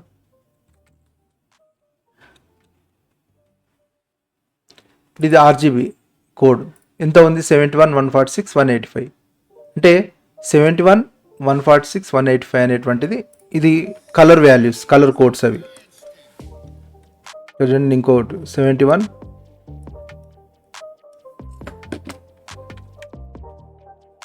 146, 185, 146,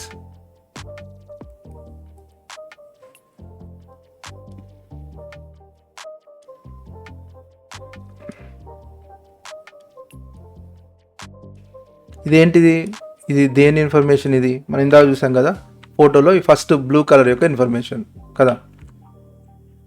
71, 140, 146, 185 ఇది మనకు అర్థమయ్యే మనం వాడుతున్నటువంటి డెసిమల్ సిస్టమ్. డెసిమల్ సిస్టమ్ అంటే ఏంటి, మనం నెంబర్స్ వాడేటప్పుడు 10 నెంబర్స్ని 10 అంకెల్ని ఉపయోగిస్తాం. అంటే ఇక్కడ నుంచి 0 నుంచి 9 వరకు, 0, 1, 2, 3, 4, 5, 6, 7, 8, 9 టోటల్ ఎన్ని ఉన్నాయి, 10 డిజిట్స్. ఇదంతా మనం ప్రైమరీ లెవెల్లో, హై స్కూల్ లెవెల్లో నేర్చుకున్నటువంటివి.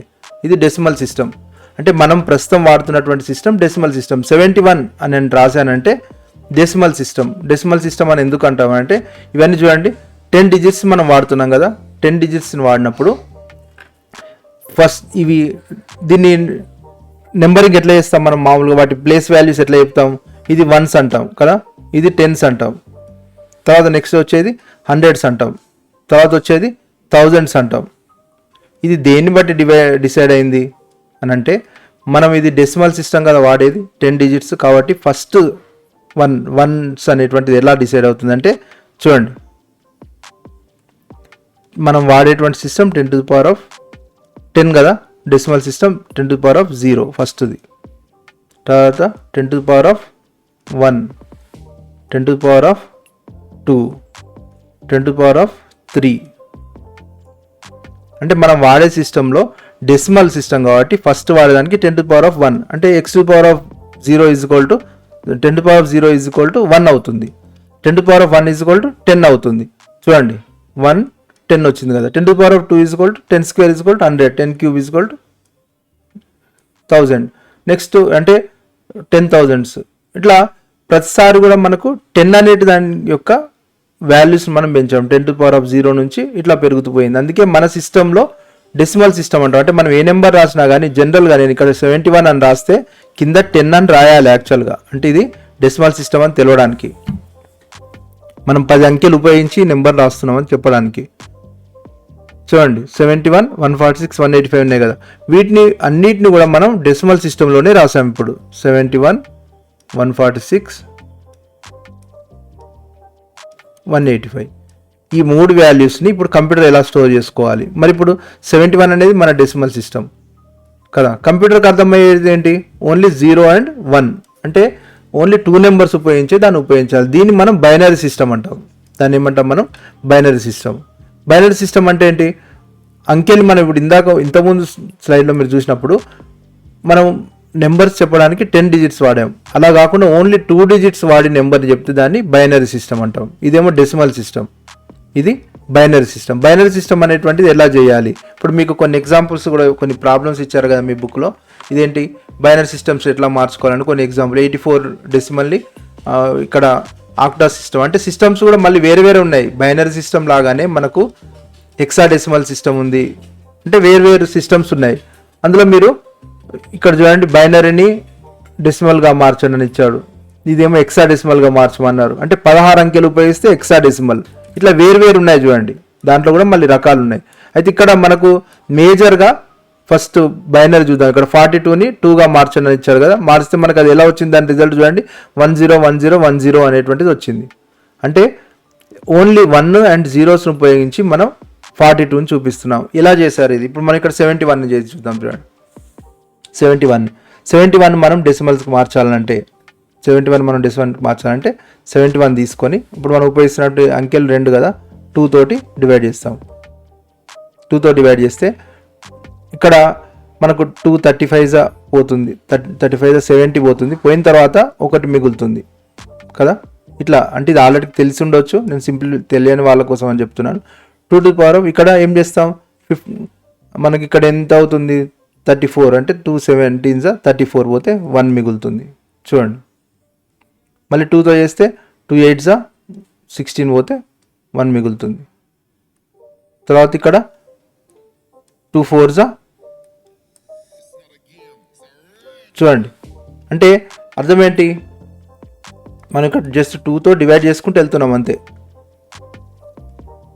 ఇక్కడ ఏమవుతుంది లాస్ట్కి చూడండి 2 2s ఇక్కడ 0 మిగులుతుంది.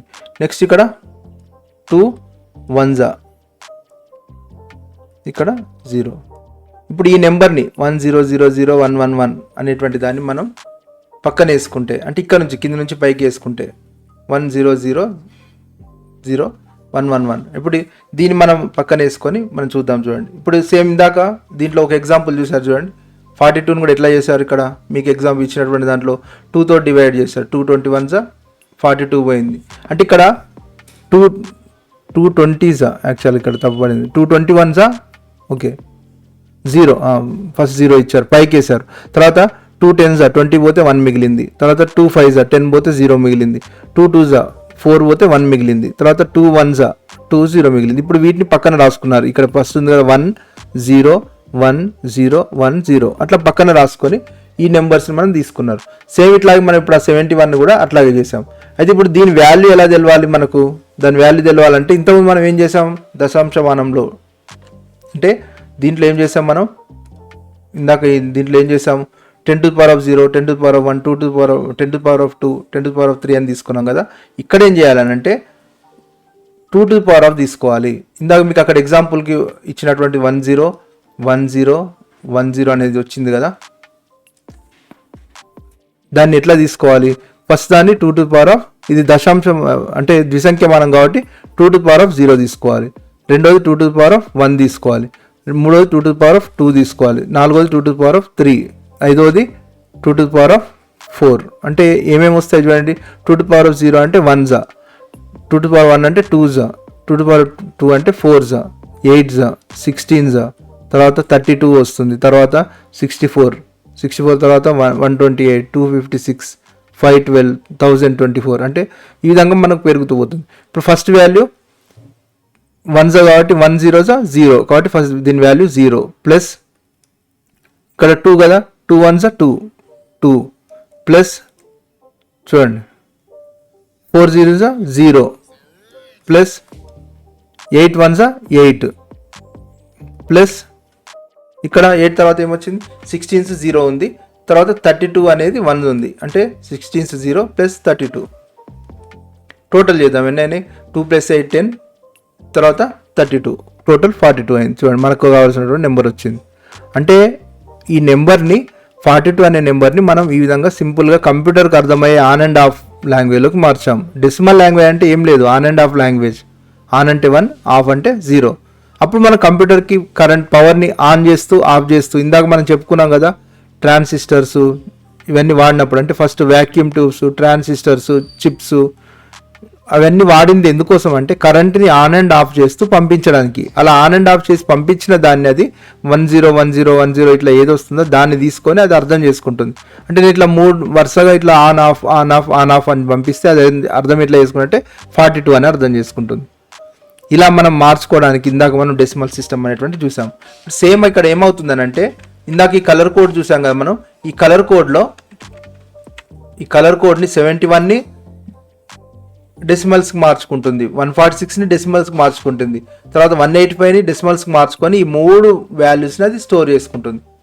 స్టోర్ చేసి కంప్యూటర్ రీడ్ చేసేటప్పుడు ఏం చేస్తుంది అంటే ఆ వాల్యూస్ ఏమొచ్చినాయో వాటిని మళ్ళీ రీడ్ చేసి మనకు ఆపరేటింగ్ సిస్టమ్ ఈ 3 వాల్యూస్ని కలిపి క్యాలిక్యులేట్ చేసి బ్లూ కలర్ మనకు కనిపిస్తుంది. అంటే మనకు ఫోటో ఇక్కడ కనిపిస్తుంది బ్లూ కలర్లో. అంటే అర్థం ఏంటంటే ఫస్ట్ మనం అందులో ఇచ్చినప్పుడు బ్లూ కలర్ని అది నెంబర్స్గా డెసిమల్స్గా మార్చుకొని కంప్యూటర్లో స్టోర్ చేసుకుంది.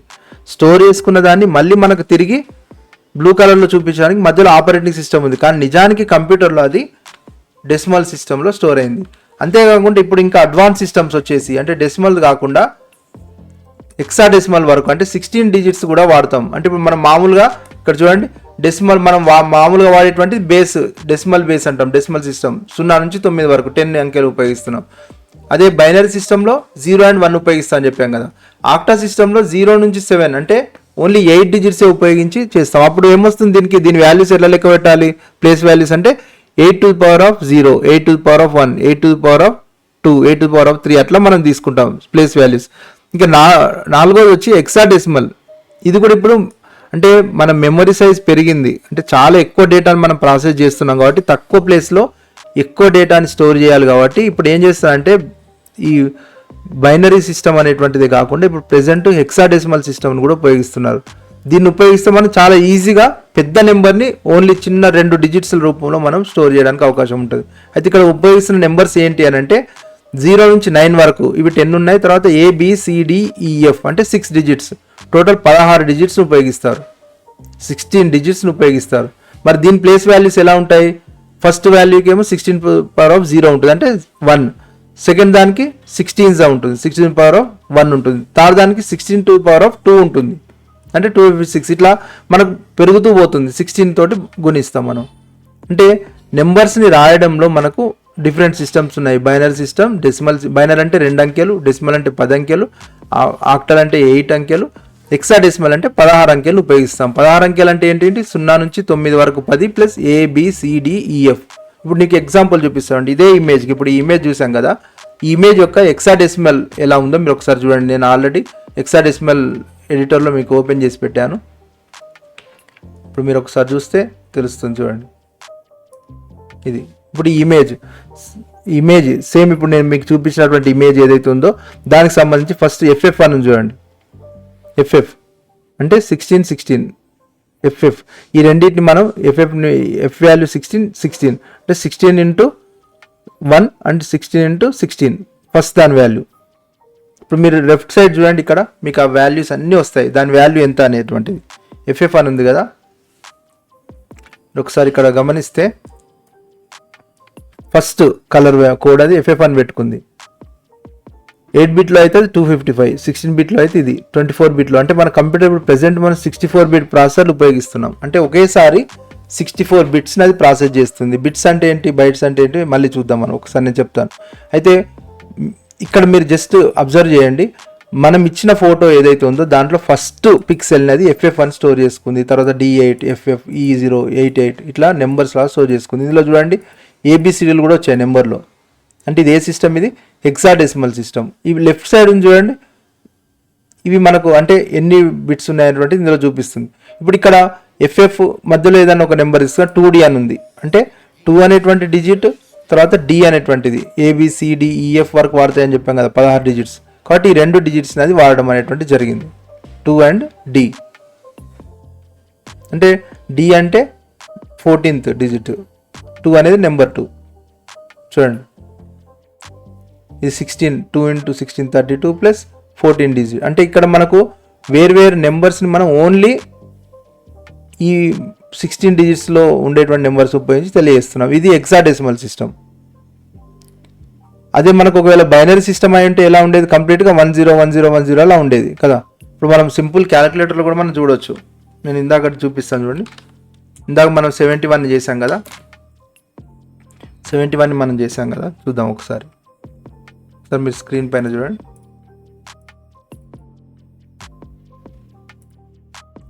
ఇక్కడ మనం ఇందాక 71ని చూపించాం కదా.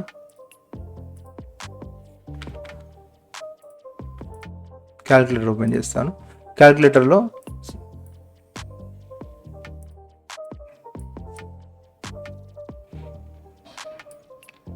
Oh, 71 నేను ఇక్కడ టైప్ చేస్తాను మామూలుగా.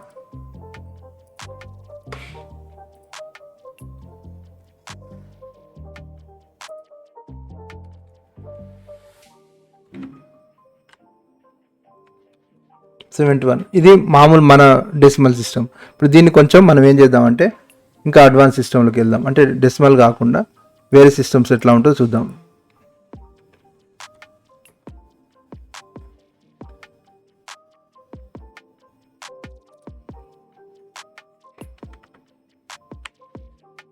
ఇక్కడ కొత్త పేజ్ తీసుకుంటే కొంచెం నీట్గా అనిపిస్తుంది. ఓకే, ఇప్పుడు ఇక్కడ 71 ఉంది కదా, దీన్ని నేను సైంటిఫిక్లో వేరే సిస్టమ్ చూద్దాం.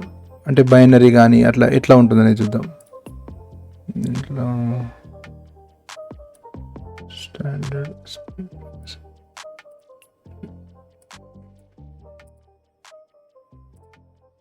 ఇప్పుడు ఇందులో చూడండి, ఇప్పుడు ఇక్కడ 71 టైప్ చేస్తున్నాను. 71 వాల్యూస్ ఇక్కడ మీరు ఒకసారి ఇక్కడ చూడండి, ఇది మన డెసిమల్ సిస్టమ్ ఇప్పుడు మనం వాడుతున్నటువంటిది. దాన్ని బైనరీకి మారిస్తే 01000111 అని వచ్చింది. ఇందాక మనం క్యాలిక్యులేషన్ చేసాం కదా, గుర్తుందా? దీంట్లో మనం క్యాలిక్యులేషన్ చేసాం 71ని. చూడండి ఇక్కడ 010 ఇట్లా 111 అని వచ్చింది చూడండి. అంటే మనకు వచ్చినటువంటి వాల్యూస్ ఏంటివి, అవి బైనరీ వాల్యూస్. మనం 71ని బైనరీస్కి మార్చాం. దీన్ని ఎలా క్యాలిక్యులేట్ చేస్తాం? 01 అంటే ఇది 1 తర్వాత ఇది 2 ఇది 4 ఇది 8 16 32 ఇక్కడ 64 ఇట్లా ఇది 64 ప్లస్ ఇట్లా వరుసగా మనం యాడ్ అయితే టోటల్ 71 వచ్చింది. అదే హెక్సాడెసిమల్లో దాని వాల్యూ చూడండి 47. అంటే 71 మనం చూపించే దాని యొక్క వాల్యూ అది 47. అంటే 47 అనేటువంటిది ఫస్ట్ ఇది 1 ఇది 16 కదా, కాబట్టి 1 7 7 16 4 64 64 ప్లస్ 7 71 ఆ వాల్యూ వచ్చేసింది చూడండి. ఇంకా ఆక్టా ఇందాక చెప్పుకున్నాం కదా 8 డిజిట్స్ వాడతామని చెప్పి, ఇది ఆక్టా సిస్టంలో దీని వాల్యూ ఎంత వస్తుంది చూడండి, 107 వచ్చింది. 107 మీకు ఒక క్వశ్చన్ ఉంది కదా ఇందాక టెక్స్ట్ బుక్లో మీకు ఆ క్వశ్చన్ చూపిస్తుంది చూడండి. ఇక్కడ మీకు 10^84ని ఆక్టాగా మార్చండి అన్నాడు. ఆక్టాగా మార్చమని అంటే మనం ఏం చేసాం, 8 తోటి ఇక్కడ డైరెక్ట్గా 8 10 80 పోతే 4 మిగిలింది, తర్వాత 8 1 8 పోతే 2 మిగిలింది. ఇప్పుడు వీటిని వేసుకున్నాం 1 2 4 మిగిలిన నెంబర్స్ వేసుకుంటే వచ్చేసింది. ఇప్పుడు ఇది కరెక్టా కాదు మనం ఇందులో చూద్దాం ఒకసారి చూడండి. నేను ఇక్కడ 84 ఆక్టా నెంబర్ ఎంటర్ చేస్తాను. 84 ఆక్టా నెంబర్ని చూడండి, ఆక్టా తీసుకొని డెసిమల్లో 84 అని ఎంటర్ చేస్తాను. చూడండి ఆక్టాలు ఎంత వచ్చింది, 124 వచ్చింది. చూడండి 124 అంటే మనం మామూలు బైనరీకి మార్చాలంటే 2తో డివైడ్ చేసుకుంటూ వెళ్ళాము కదా. హెక్సాడెసిమల్కి మార్చాలంటే 16తో డివైడ్ చేయాలి. డెసిమల్కి మార్చాలంటే దాన్ని ఏం చేయాలి, 8తో డివైడ్ చేయాలి. ఆక్టాగా మార్చాలంటే 8తో డివైడ్ చేయాలి. ఈ విధంగా చూడండి, ఇక్కడ 8తో డివైడ్ చేస్తే ఈ వాల్యూ వచ్చింది. 84 ఉంది కదా, దాన్ని మనకి ఇక్కడ డివైడ్ చేసి చూపించడం జరిగింది. అంటే 84 తీసుకొని ఫస్ట్ వాళ్ళు ఏం చేశారు, ఫస్ట్ 84ని ఆక్టాగా మార్చాలనుకోండి, ఆక్టా డెసిమల్కి మార్చాలంటే 8 తోటి డివైడ్ చేయాలి. 8 10s 80 పోతే మనకి ఇంకెంత మిగిలింది, 4 మిగిలింది. ఇప్పుడు 8 ఎంత పోతుంది, మళ్ళీ 8 1s 8 పోతుంది, ఇంకేం మిగిలింది, 2 మిగిలింది. ఇంకా మనం 8తో డివైడ్ కాదు కాబట్టి ఈ నెంబర్స్ని రాసుకోవాలి. 1 2 4 ఇట్లా రివర్స్గా 1 2 4. దీన్ని వాల్యూ 84 అని ఎట్లా చెప్తాం మనం, కింద ఇది 8 అని వేయాలి, వేస్తేనే ఇది ఆక్టా వాల్యూ అని తెలుసు. లేకపోతే మన డెసిమల్లో ఇది 124 కదా, కానీ దాని వాల్యూ 84. ఎలా 84 అంటే ఫస్ట్ వాల్యూ ఎంత వస్తుంది, 8⁻0 అంటే 1s, తర్వాత 8 స్క్వేర్ అంటే ఇక్కడ 64. అంటే ఇక్కడ 8తో మనం తీసుకోవాలి. ఫస్ట్ది 8⁻0 కదా, తర్వాత 8⁻1 కదా, 8⁻2 కదా. అంటే ఫస్ట్ ఎంత 1, 8⁻1 అంటే ఇది 8, ఇది 8 స్క్వేర్ అంటే 64. టోటల్ చూద్దాం, 64 + 8 చూడండి 72. ఇది ఇక్కడ ఏమైంది, 8081 ప్లస్ ఇక్కడ 2 ఉంది కదా, ఇక్కడ కింద మనకు వాల్యూ కరెక్టే. ఇక్కడ 1 × 4 4 కదా, 4 వేసుకుంటాం. తర్వాత 8 × 2 16 కదా, 16 వేసుకుంటాం. తర్వాత 16 × 1 ఇక్కడ మనకు 64 × 1 64. టోటల్ చేస్తే మనకు ఈ వాల్యూ వస్తుంది చూడండి, 64 + 16 80 + 4 84. అంటే ఈ ప్లేస్ వాల్యూస్ అనేటువంటిది దేన్ని బట్టి డిసైడ్ అవుతాయంటే, మనం డెసిమల్ సిస్టమ్ తీసుకుంటే 10⁻0 10⁻1 అట్లా తీసుకుంటాం. అదే హెక్సాడెసిమల్ తీసుకుంటే 16⁻0 16⁻1 అట్లా తీసుకుంటాం. అదే మామూలు బైనరీ సిస్టమ్ తీసుకుంటే 2⁻0 2⁻1 అట్లా తీసుకుంటాం. ఈ విధంగా ఇక్కడ ఆక్టా సిస్టమ్ అంటే 8 సిస్టమ్ తీసుకుంటే ఎలా తీసుకున్నాం, 8⁻0 8⁻1 8⁻2 తీసుకుంటే మనకు ఆ వాల్యూ వచ్చింది. అంటే 124 అని రాస్తే 124 అని రాస్తే డెసిమల్ సిస్టంలో అయితేనేమో 124, అదే ఆక్టా సిస్టంలో వచ్చి 84. చూడండి 84. కాబట్టి వాల్యూస్ డిఫరెంట్గా మారిపోతాయి. అంటే అది మనం వాడేటువంటి సిస్టమ్ని బట్టి అది మారిపోతుంది. సింపుల్గా 101 అని రాశాను అనుకోండి, 101 అంటే ఇదేంటి డెసిమల్ సిస్టమా లేకుంటే ఈ 101 అనేటువంటిది బైనరీ సిస్టమ్ అనేది మనం చెప్పాలి. ఒకవేళ డెసిమల్ సిస్టమ్ అయితే దీని వాల్యూ ఎంత 101, ఇది మనకు ఓకే, మనం రెగ్యులర్ వాడేది. మరి బైనరీ సిస్టమ్ అంటే దీని వాల్యూ ఎంత వస్తుంది చూడండి, ఇది 1s 2s 4s అంటే 4 + 0 + 1 అంటే ఎంత, ఇది 5 101 అంటే 5, దీని వాల్యూ 5 చూడండి. అంటే 101 అనేది మనం రాసినప్పుడు డెసిమల్లో రాస్తేనేమో 101 అదే ఇక్కడ మనం బైనరీలో రాస్తే దాని వాల్యూ 5 అవుతుంది. ఈ విధంగా మనకు మారిపోతుంది.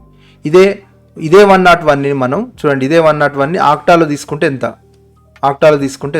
ఎంత చూడండి, 8⁻0 1 కదా, 1 1s 1 ప్లస్ 8 1 1s అయిపోయిన తర్వాత 8⁻1 అంటే 8 0s 0 కదా.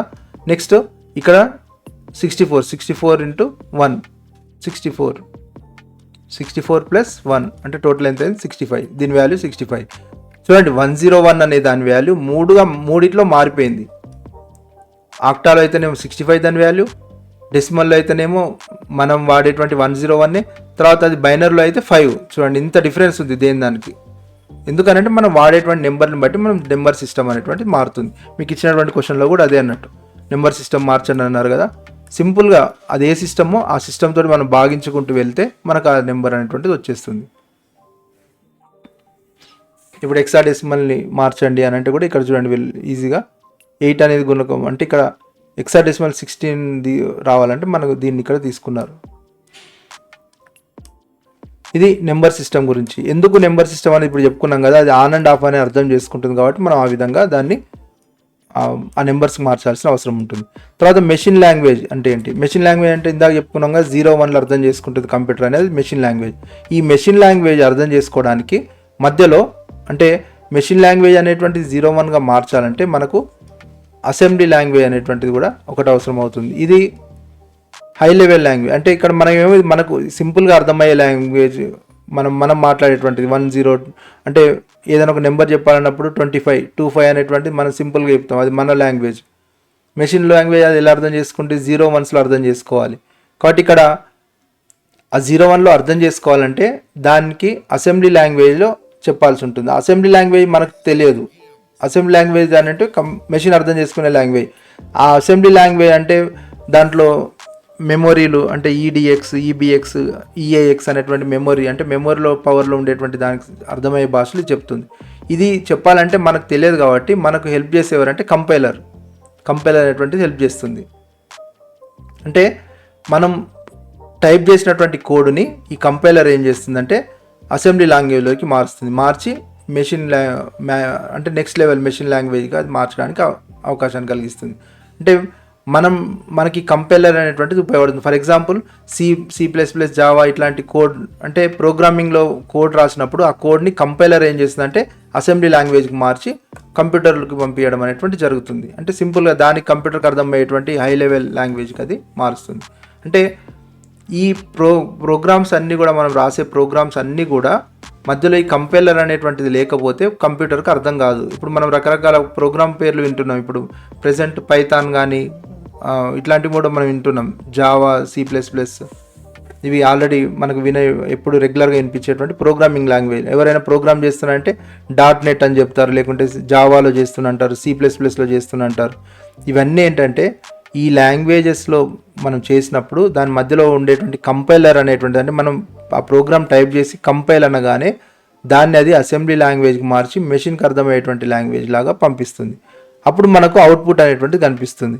అయితే కనిపించేటువంటి మనం ఇచ్చినటువంటి ప్రోగ్రామ్ని అవుట్పుట్గా చూపించడానికి మనకి ఇంటర్ప్రిటర్ అనేటువంటిది ఒకటి అవసరం అవుతుంది. ఆ ఇంటర్ప్రిటర్లోనే మనం చూస్తాం. అంటే C++కి ఒక ఇంటర్ప్రిటర్ ఉంటుంది, జావాకి ఒక ఇంటర్ప్రిటర్ ఉంటుంది. ఈ విధంగా మనకు మెషిన్ లాంగ్వేజ్కి మనకు మధ్యలో అర్థమయ్యేటువంటి అవుట్పుట్ను చూపించేది ఇంటర్ప్రిటర్. చూడండి ఇవి మీకు ఉన్నటువంటి దాంట్లో ఉన్నటువంటి. నెక్స్ట్ వచ్చేసి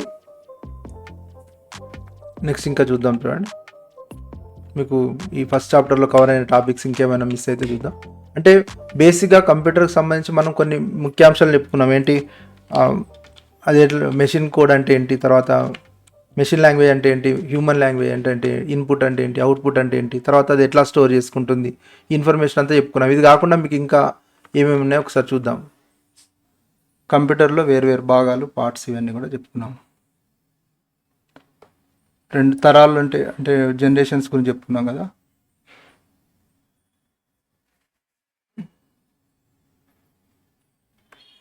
అంటే కంప్యూటర్ గురించి బేసిక్గా కావాల్సినటువంటి ఇన్ఫర్మేషన్ అంతా కూడా మనం ఇక్కడ చెప్పుకున్నాం. ఓకే, నెక్స్ట్ ఇదే ఫస్ట్ చాప్టర్ని మళ్ళీ ఒక నెక్స్ట్ సెక్షన్లో మనం కంటిన్యూ చేద్దాం. Okay, thank you.